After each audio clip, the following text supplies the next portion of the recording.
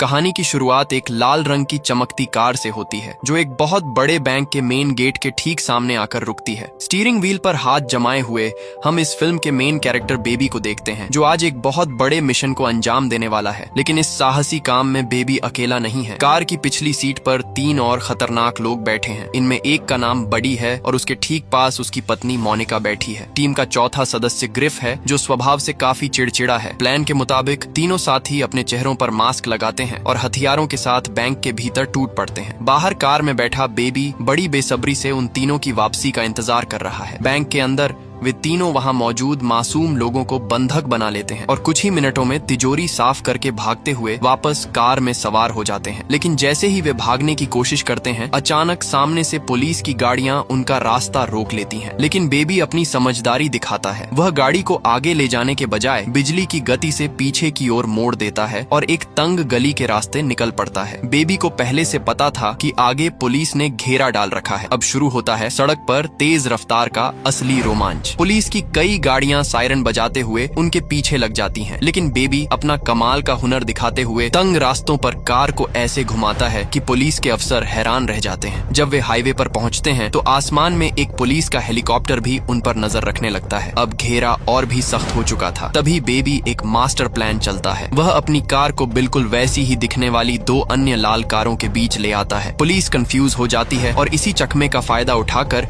Baby अपनी car को एक छुपी हुई पार्किंग में सुरक्षित पहुंचा देता है। वहां पहुंचकर ये चारों अपनी कार बदलते हैं और सीधे अपने बॉस के अड्डे पर चले जाते हैं। असल में ये बॉस ही इस पूरी साजिश का मास्टरमाइंड है जो शहर के अमीर बैंक्स को लूटने का प्लान बनाता है और माहिर लोगों को काम पर रखकर डकैती करवाता है। आज बॉस के चेहरे पर एक बड़ी मुस्कान थी क्योंकि उसके दल ने कामयाबी हासिल कर ली थी और बेबी की बेमिसाल ड्राइविंग की वजह से पुलिस के हाथ कुछ नहीं लगा था। कामयाबी मिलने के बाद बॉस सभी को उनके हिस्से की कैश बांटता है। जब बेबी को उसका हिस्सा दिया जाता है तो यह देखकर ग्रिफ के तन बदन में आग लग जाती है। वह गुस्से में बॉस से सवाल करता है कि आखिर इस चुपचाप बैठने वाले ड्राइवर को बराबर का हिस्सा क्यों मिल रहा है? सारा जोखिम तो हमने उठाया है। इस पर बॉस उसे शांत करते हुए कहता है कि आज तुम सब अगर सलामत हो तो सिर्फ इसी लड़के की वजह से। अगर ये सही समय पर वहाँ से तुम्हें न निकालता तो इस समय तुम सब जेल की सलाखों के पीछे होते। ग्रिफ चाहकर भी बॉस की बात नहीं टाल सकता था, इसलिए वह अपना गुस्सा बेबी पर निकालने लगता है। वह मजाक उड़ाते हुए कहता है कि यह लड़का बड़ा ही अजीब है, न कुछ बोलता है और बस दिन भर कान में संगीत सुनता रहता है। चिढ़ाने के लिए वह बेबी का चश्मा तक छीन लेता है। बेबी को अंदर ही अंदर गुस्सा तो बहुत आता है, लेकिन वह किसी भी तरह के झगड़े से बचना चाहता था। वह शांति से अपनी जेब से दूसरा चश्मा निकाल कर पहन लेता है। जब सब वहाँ से जाने लगते हैं तब हमें एक चौंकाने वाली बात पता चलती है। बेबी का बॉस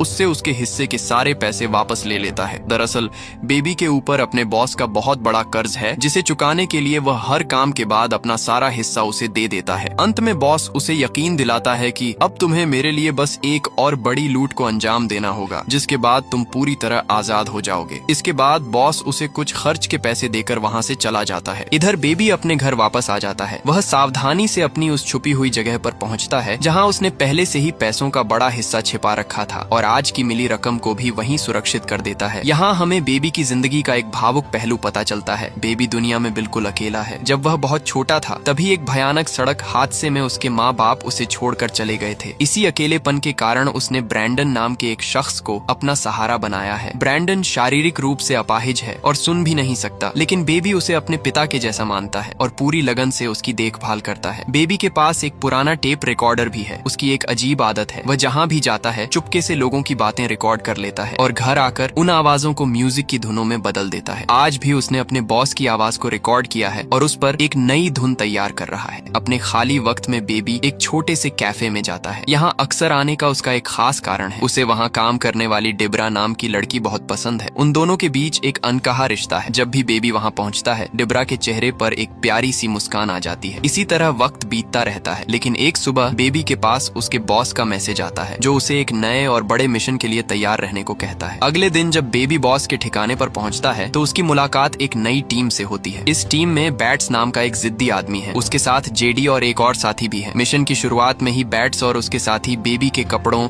और उसके कानों में लगे ईयरफोन्स का मजाक उड़ाने लगते हैं। बैट्स उसे बर्गर बच्चा कहकर चिढ़ाता है और उससे पूछता है कि वह कौन सा गाना सुन रहा है, पर बेबी उसे कोई जवाब नहीं देता। हालात को संभालते हुए बॉस उन तीनों को बताता है कि बेबी को बचपन से ही सुनने की एक प्रॉब्लम है, जिसके कारण उसके कानों में लगातार एक शोर गूंजता रहता है। उस शोर से बचने के लिए ही वह हर वक्त म्यूजिक का सहारा लेता है। ये सच जानकर वे तीनों उसका मजाक बनाना बंद कर देते हैं। इसके बाद बॉस एक बड़े मैप की मदद से चोरी का पूरा प्लान समझाना शुरू करता है। प्लान के दौरान बैट्स देखता है कि बेबी ध्यान देने के बजाय मेज पर अपनी उंगलियों से ताल दे रहा है। बैट्स का गुस्सा भड़क जाता है और वह चिल्लाते हुए कहता है, मैं इस लड़के के साथ काम नहीं करूंगा। इसने प्लान का एक लफ्ज भी नहीं सुना है और इसकी लापरवाही हमें जेल पहुंचा सकती है। लेकिन बॉस को बेबी की काबिलियत पर पूरा भरोसा था। वह जानता था कि बेबी म्यूजिक सुनते हुए भी हर छोटी बात को ध्यान से सुनता है। बेबी की सच्चाई दिखाने के लिए बॉस उससे पूरा प्लान दोहराने को कहता है। जैसे ही बेबी बोलना शुरू करता है, वह एक एक बात बिल्कुल वैसे ही सटीक बता देता है जैसा बॉस ने समझाया था। ये देखकर बैट्स और उसके साथी हक्के बक्के रह जाते हैं। अब बिना वक्त गवाए ये चारों एक नए बैंक की तरफ निकल पड़ते हैं और कुछ ही देर में बेबी उन्हें उस जगह पहुंचा देता है जहां उन्हें आज की सबसे बड़ी लूट को अंजाम देना था। बैट्स अपने दो साथियों के साथ बैंक के भीतर घुसता है। वे बड़ी चालाकी से बैंक लूट कर बाहर आ जाते हैं, लेकिन इसी बीच बैट्स अपनी क्रूरता दिखाते हुए एक बेगुनाह सिक्योरिटी गार्ड को मौत के घाट उतार देता है। यह देखकर बेबी का मन बेचैन हो जाता है। उसे अब पूरी तरह समझ आ चुका था कि बैट्स एक बेहद घटिया और नीच इंसान है जो अपने फायदे के लिए किसी की भी जान ले सकता है। जैसे ही वे वहां से भागने की तैयारी करते हैं, एक अनजान शख्स को उनकी इस डकैती का पता चल जाता है और वह उन पर गोलियां चलाना शुरू कर देता है। बेबी तुरंत अपनी कार की रफ्तार बढ़ाता है, लेकिन वह अजनबी भी उनका पीछा करना नहीं छोड़ता। बैट्स उस अजनबी को अपनी बंदूक का निशाना बनाने ही वाला होता है कि बेबी समझदारी दिखाते हुए कार को सड़क से नीचे उतारकर दूसरे रास्ते पर ले जाता है। बेबी ने ऐसा इसलिए किया ताकि उस अनजान शख्स की जान बचाई जा सके, क्योंकि वह बैट्स के हाथों एक और कत्ल नहीं देखना चाहता था। जल्द ही पुलिस का घेरा भी उनके करीब आ जाता है। बेबी अपनी बेमिसाल ड्राइविंग से बचकर निकलने की कोशिश करता है, मगर तभी वे एक भारी ट्रैफिक जैम में फंस जाते हैं। बिना वक्त गवाए वे अपनी कार छोड़ते हैं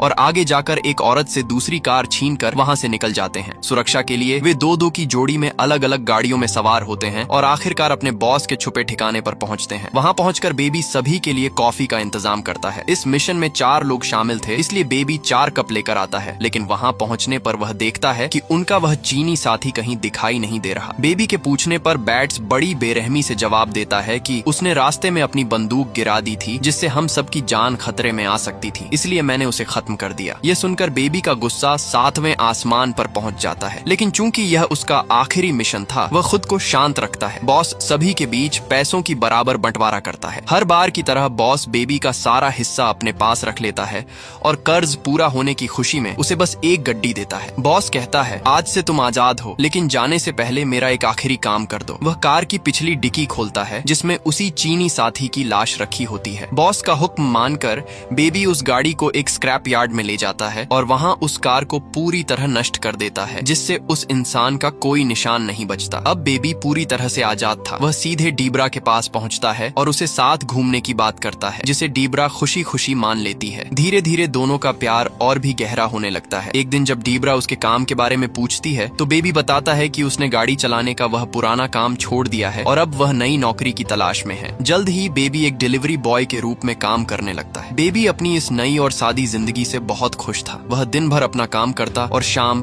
डीब्रा के साथ बिताता। लेकिन एक शाम जब वह डीब्रा के साथ एक रेस्टोरेंट में बैठा था, तभी वहां अचानक उसका पुराना बॉस आ धमकता है। बेबी उसे नजरअंदाज करने की कोशिश करता है, पर बॉस उसे अपने पास बुला ही लेता है। पहले तो वह बेबी का हाल चाल पूछता है और फिर अपनी असली बात पर आता है। बॉस कहता है, तुम्हारे जाने के बाद मेरा धंधा ठंडा पड़ गया है। तुम मेरे लिए बड़े किस्मत वाले थे। मैं चाहता हूँ कि तुम दोबारा मेरी टीम में आ जाओ। बेबी साफ मना कर देता है कि वह इस क्राइम की दुनिया में वापस नहीं लौटेगा। इस पर बॉस उसे पैसों का लालच देता है और कहता है कि अब वह उसके हिस्से से कोई कटौती नहीं करेगा। लेकिन जब उसे लगता है कि बेबी किसी भी तरह नहीं मानेगा, तो वह अपनी असली रंग दिखाता है। बॉस उसे धमकी देते हुए कहता है, मुझे पता है कि तुम डीब्रा से प्यार करते हो। अगर तुमने मेरी बात नहीं मानी तो मैं उसे जान से मार दूंगा। अपने प्यार को खतरे में देख बेबी मजबूर हो जाता है और बहुत भारे मन से दोबारा उस दलदल में उतरने के लिए तैयार हो जाता है। अगले दिन बॉस बेबी को एक पोस्ट ऑफिस ले जाता है। प्लान के मुताबिक बेबी को बॉस के छोटे भतीजे के साथ अंदर जाना था। असल में बॉस का अगला निशाना यही जगह थी। वह चाहता था कि बेबी एक आम कस्टमर बनकर अंदर जाए और वहाँ की सिक्योरिटी गार्ड्स की तादाद और कैमरास की जगह को बारीकी से देखे। किसी को उन पर शक न हो, इसीलिए छोटे बच्चे को बेबी के साथ भेजा गया गया था। पोस्ट ऑफिस के भीतर बेबी बड़ी सतर्कता से हर कोने को अपनी नजरों में कैद करने लगता है। इसी बीच बॉस का भतीजा वहाँ की लेडी मैनेजर से बातचीत करने लगता है। वह औरत बहुत ही सीधी और दयालु स्वभाव की थी। उसने बच्चे से बड़े प्यार से बात की और उसे एक कैंडी भी दी। बेबी भी वहाँ पहुँचता है और वह औरत उससे भी बड़े अच्छे तरीके से पेश आती है। सब कुछ देखने के बाद बेबी बच्चे को लेकर बाहर आता है और बॉस को वहाँ की एक एक बारीक जानकारी दे देता है। अगले दिन जब बेबी अड्डे पर पहुँचता है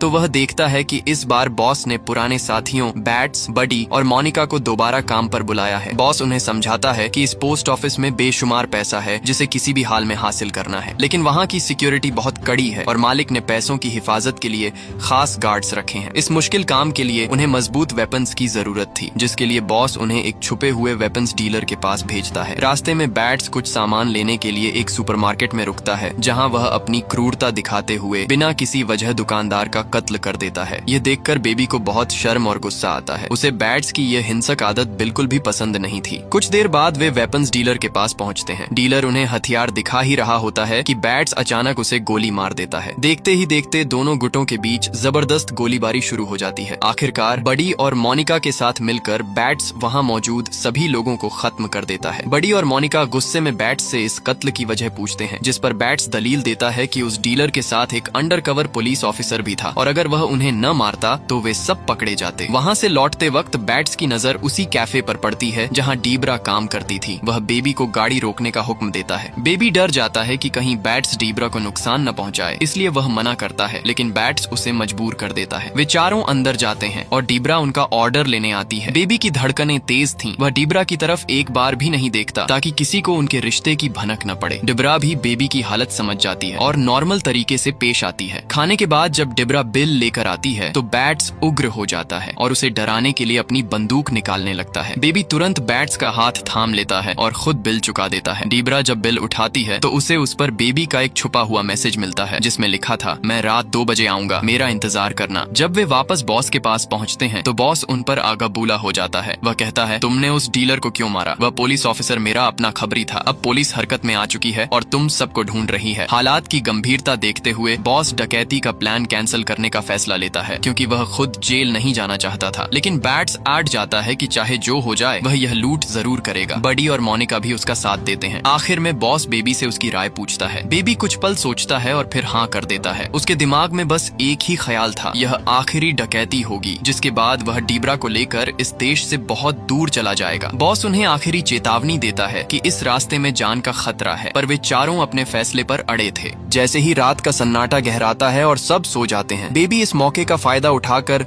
चुपचाप गाड़ी लेकर निकलने की कोशिश करता है। उसने डीबरा को वादा किया था कि वह रात 2 बजे उससे मिलने आएगा, लेकिन जैसे ही वह निकलने वाला होता है तभी बैट्स और बडी अचानक उसके सामने आ धमकते हैं। बडी शक भरी आवाज में पूछता है, इतनी आधी रात को तुम चोरी छिपे कहाँ जा रहे हो? उस वक्त बैट्स के हाथ में बेबी का वह टेप रिकॉर्डर था जिसमें बेबी ने सबकी आवाजें रिकॉर्ड की थी। बैट्स को पूरा यकीन था कि बेबी पुलिस का खबरी है और उनकी बातें रिकॉर्ड करके अफसरों को भेजने की फिराक में है। बेबी अपनी सफाई देते हुए कहता है, मैं कोई खबरी नहीं हूँ, आवाजों को म्यूजिक में बदलना बस मेरा एक शौक है। मेरे घर पर ऐसे कई रिकॉर्डर हैं जिनमें मैंने म्यूजिक बनाया है, उन्हें सुनकर तुम्हें मेरी बात का यकीन हो जाएगा। लेकिन बैट्स को उसकी बातों पर जरा भी भरोसा नहीं होता। वह बेबी को मारकर बेहोश कर देता है और उसके घर से सारे रिकॉर्डर उठाकर सीधे बॉस के पास ले आता है। जब बॉस एक रिकॉर्डर चलाता है तो उसमें खुद अपनी ही आवाज सुनकर वह आग बबूला हो जाता है। उसे लगता है कि बेबी ने उसके साथ धोखा किया है और वह तुरंत किसी दूसरे ड्राइवर को बुलाने का हुक्म देता है। होश में आने पर बेबी बॉस को बड़ी गंभीरता से समझाता है, मैं सालों से आपके साथ वफादारी से काम कर रहा हूँ। अगर मैं खबरी होता तो आप अब तक सलाखों के पीछे होते। आपने बस आवाजें सुनी हैं, लेकिन उनके पीछे छुपा म्यूजिक नहीं सुना। बेबी के कहने पर जब बॉस उस आवाज के साथ मिलाई गई धुन को सुनता है तो वह हैरान रह जाता है। बेबी ने उन आवाजों को एक मीठे गाने में बदल दिया था। ये सुनकर बॉस का शक खत्म हो जाता है और वह दोबारा बेबी को मिशन पर ले जाने के लिए तैयार हो जाता है। अगले दिन बेबी उन तीनों को लेकर पोस्ट ऑफिस पहुंचता है। तीनों डकैती के लिए अंदर चले जाते हैं और बेबी बाहर इंतजार करने लगता है। इसी बीच